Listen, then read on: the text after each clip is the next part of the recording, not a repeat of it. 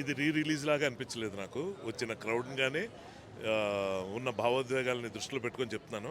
35 రోజుల క్రితం కదా చూసాను సినిమా. 35 ఏళ్ళు అనిపించలా. 35 రోజుల క్రితం కదా చూసా అనిపించింది. 35 నిమిషాల్లో అయిపోయినట్టు అనిపించింది సినిమా. అంత టైం తెలియకుండా అయిపోయింది. ఇక మాటల్లో చెప్పడానికి చేత కానీ వీలు కానీ ఒక అద్భుతమైన అనుభవం ఇది. చాలా సంతోషంగా ఉంది. ఇలాగే బాస్ సినిమాలు అన్నీ మళ్ళీ థియేటర్లో చూడాలని కోరిక. అది జరుగుతుందని ఆశిస్తున్నాను. And I'm very happy. ఇప్పుడు ఈ జనరేషన్లో మళ్ళీ ఆడియన్స్ అందరూ ఇంత ఇంత ఘనంగా ఈ సినిమాకి రావటం, దీన్ని ఎంత బాగా హిట్ చేయటం అనేది ఇంకా ఆరోగ్యకరమైన ప్రేక్షకులు ఉన్నారు అని ప్రూవ్ చేసే విధంగా చాలా ఆనందంగా ఉంది.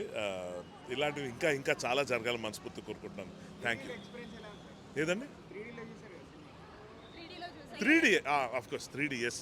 3Dలో అనుకున్నాను ముందుకొచ్చేవి ఏమున్నాయి, అలాంటివి ఏం లేవు కదా అని చెప్పి. కానీ ఎంత ఎక్స్ట్రాడినరీ ఎఫర్ట్ పెట్టారంటే అశ్విని దత్ గారు నిజంగా వాళ్ళకున్న ప్యాషను. ఇప్పుడు నేను విన్నదాని ప్రకారం 8 కోట్లు అంతా ఖర్చు పెట్టారని తెలిసింది. ఆ రోజుల్లో మన 4 కోట్లు కూడా ఉండదు అప్పుడు బడ్జెట్ల ప్రకారం.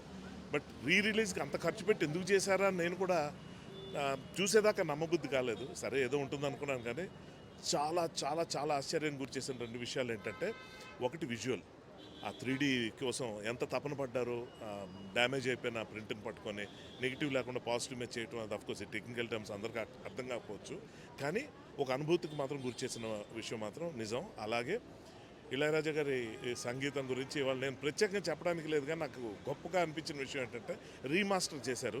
ఆ సౌండ్ ఎఫెక్ట్స్ అవన్నీ చాలా, మ్యూజిక్ అదంతా బ్యాక్గ్రౌండ్ స్కోర్ అది వింటూ ఉంటే ఏదో చూసిన సినిమా చూస్తున్న ఫీలింగ్ కలగలే. ఫస్ట్ టైము పాత రోజుల్లో అంటే టైం ట్రావెల్ అయిపోయినట్టు ఉంది. ఇవాళ కొత్త రోజులాగే ఉంది.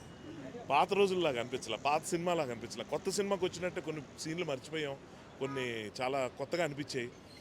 ఏదో ఫ్రెష్గా ఇవాళ చూస్తున్నట్టు సినిమా అనిపించింది తప్ప పాత సినిమాలాగా అనిపించలేదు. Boss is always boss.